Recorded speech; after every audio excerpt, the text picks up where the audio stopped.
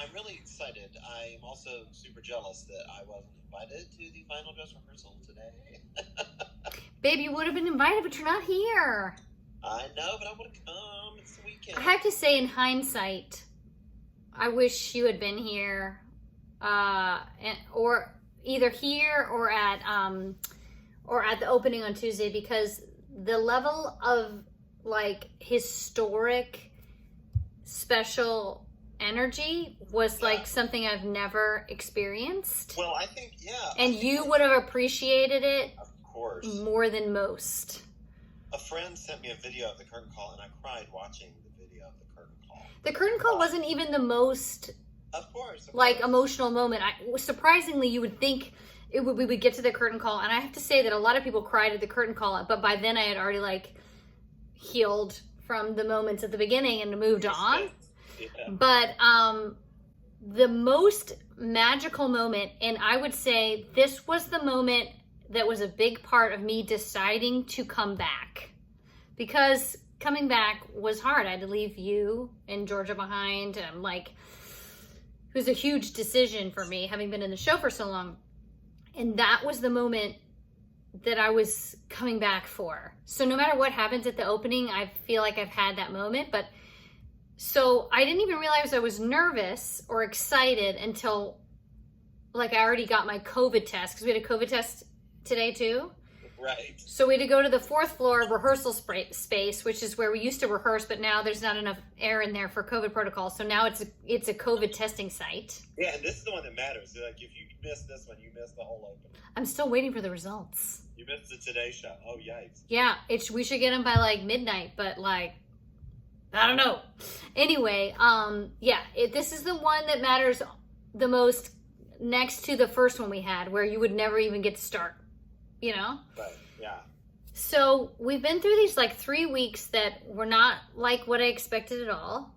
They were like teching the show as if it were brand new, working with the creative team as if it were brand new, but also like in the bizarre universe of COVID times, and like you time traveled in some way and you're in the bizarro dirty future.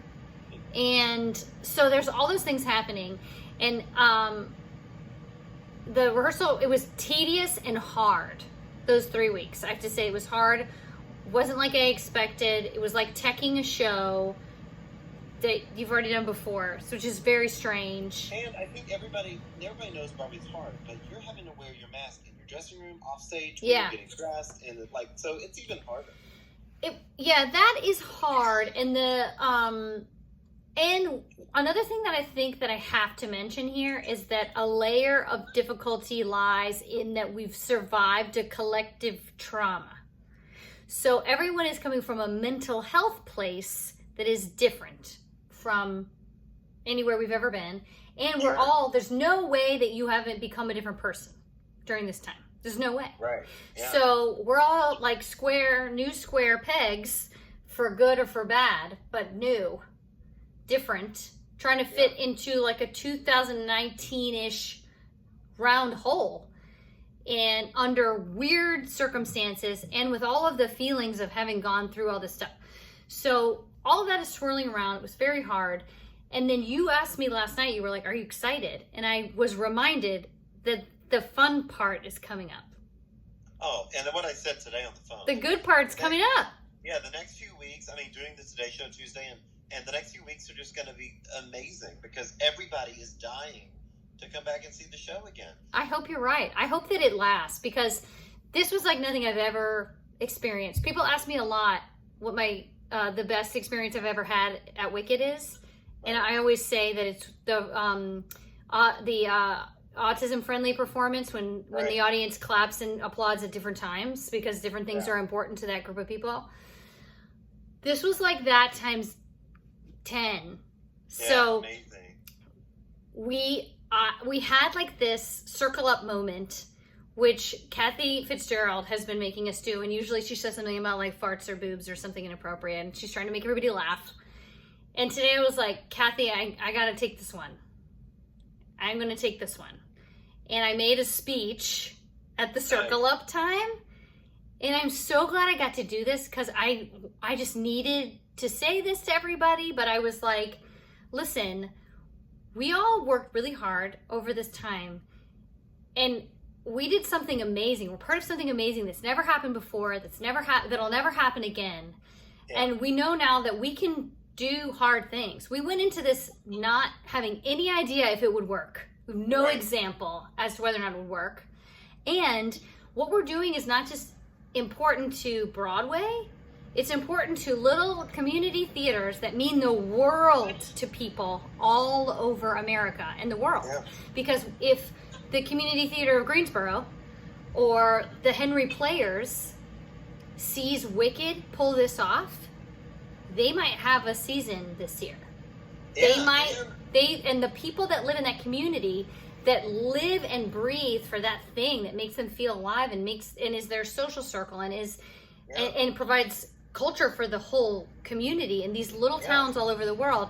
If they see us do it, they might have the guts, and the people who provide the funding might have the guts to make it happen. And I was like, you guys, this is much bigger than us and this and our. It's like my Bing Crosby show. Like people are watching. People are watching. And you guys are doing it safely and like like your dressers are wearing face masks and face shields, right? Yeah, the hair department is all wearing face shields and. Yeah, so it might seem like overkill, but it's better than being shut down because New York cannot handle that because. No, the press it would be awful. No, it's not just the press; it's the pulse of New York to not come back. The restaurants, the hotels. So what I explained to everybody, I said, this is huge. You are a part of something and your hard work matters. Yes. What you're doing right now matters to people that work in restaurants in Times Square and people that are in the Henry Players and us. But and I said, and you should be proud of yourself because you're a part of something big and you can do hard things. You know, and Broadway cannot be normal. I mean, New York cannot be normal until Broadway's back because Broadway's not back, the hotels are not back, the restaurants are not back, and the economy's not back. And so that is an, unbelievable thing. So I just wanted to take a second to celebrate that, to celebrate us, and to thank everybody for what was very difficult 3 weeks. And I was really glad I got to have that moment. Then we had to hold the house for a long time because they're trying to figure out, how to check everybody's vaccine information. So get there early. And we'll get better at that, It's like when we added security and bag checks. It just takes a little longer. And then the music started, and we all stand in the middle of the circle, and I'm on the outside of it like this. And I happened to be standing in the middle, and I just sort of froze and couldn't move and started crying. I was like, and everybody started crying, and we all looked at each other, and the audience was roaring. The second the music started, the monkeys come out in front of the scrim. We can't see them, but the audience was like, wow! And you could feel, that audience was made of people that know and love us, first of all, and people that love theater. They were all invited for free. And this is one of the first big musicals to come back to Broadway. And I'll never forget that moment. Then I had my hands were shaking. We were all very sweaty. There was a lot of adrenaline and anxiety sweat. We all sort of held each other in a circle and we're crying back there on the stage. The music started. We're going and we're crying, and we all got in our spots at the time.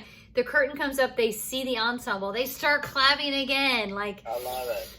The ensemble felt very celebrated in this performance because I don't know. I felt more seen and appreciated than I ever have in that show. And then Glinda comes down and says, "It's good to see me, isn't it?" Everybody's been waiting for that long. Yeah, and they have press coming on Tuesday to New York One, New York Times, somebody else maybe. Oh, it'll be NBC and ABC. Oh yeah, we got press coming to see Glinda say, "It's good to see me, isn't it?"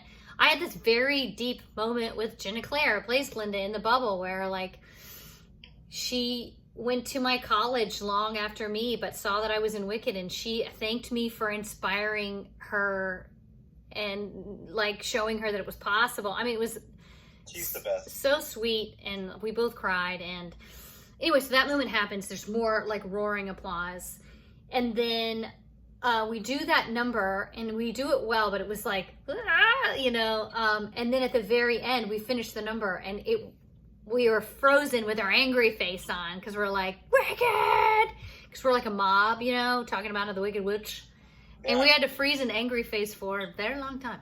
That's awkward. Yeah, but it was awesome. I looked out, I just was frozen, and I was listening to, it was like being in a rock concert. So I was listening to the volume and feeling it, and I kept talking to myself. I was like, Lindsay, take it in. Don't forget. Never forget. This is why you're here. This is why you came back. And it felt like an hour. And then I'm downstage of everybody, almost everybody though, and I was like, if everybody moves, I won't know. And I could be down here frozen after everyone leaves. Right. But it didn't happen like that. So, well, it's amazing. Yeah, it's cool. We got to have a couple friends come, and our friend and George's babysitter, Maggie, said, yes, Maggie she Sally. Texted me afterward, she texted me after, and she said, I will never forget that. Oh, She said, I cried the whole time. And, Maggie Sally is a very, very talented actress that you should hire to be in your shows. Of course, but she's just moved back to New York. Yeah, and she's so moved for her, there. this is like, okay, Broadway's back. I'm going to get a job. This is going to happen. It's really happening. And I remember seeing so many Broadway shows as an actress living in New York, and every time you would be like trying to find yourself in it. You're like, I could be in this. Like, and that's the thing that's magic about New York. There's a lot of things not magic about New York. Let's be real. But the magic thing about it is that there's a feeling of possibility always. Yeah. That at any point something magical could happen to you and your dreams could come true. And so I love that she had that experience. Like, well, listen, you've played Glinda a gazillion times. Now, at the end of the show, what is that line that Glinda says? we have been through a frightening time, and there will be other times and other things that frighten us. Right? Wow. Yeah, and she said that, and we were all, I cried again. But if you let me, I'd like to try to help. And that's what we all need to do, right? We all need to try to help. And so, gosh, the thing about Wicked is that it's poignant always. I don't know. Gregory Maguire, you nailed it. The political lines always It always works. It always works. It works for the pandemic. It works always. So, absolutely. So, yeah.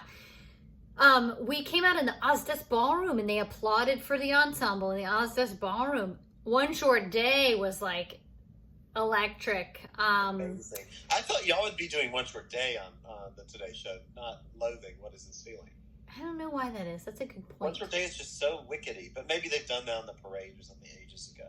I think that maybe the costumes are just more complicated. Yeah. Anyway, you so have to hold your umbrella. oh gosh, right.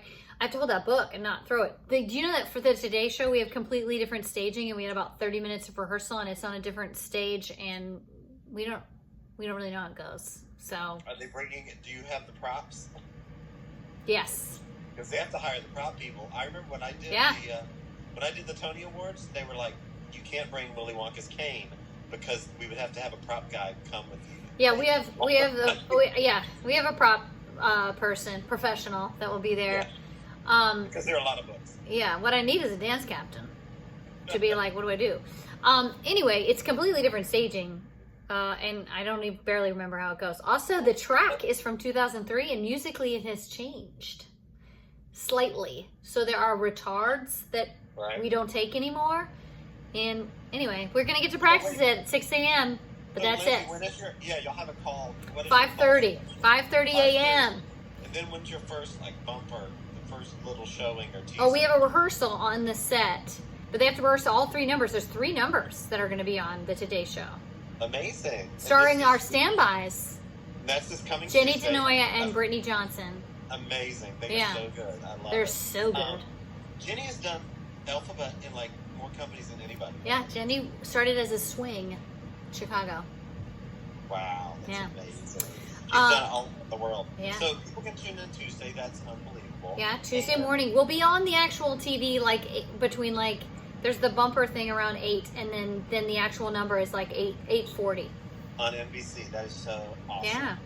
I can't wait. Yeah, but anyway, so there was such a like.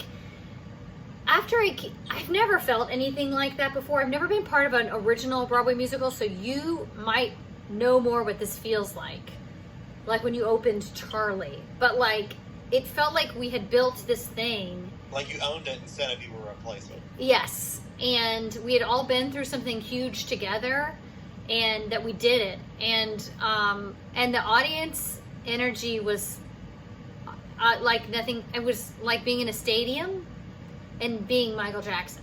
Like, yeah. it was unbelievable. And I'll never forget it. I will never forget it. The COVID compliance, supervisor, Grace, was backstage, and she was like, she's going to get married in October. And she was like, I don't think I'll be this excited even at my own wedding. This is the most, like, unbelievable thing I've ever seen. And it was so cool. Even on stage, I'm looking at everybody. Everyone's got tears streaming down their face, and you would look in the wings, and the dressers are like holding baskets, and they're crying too.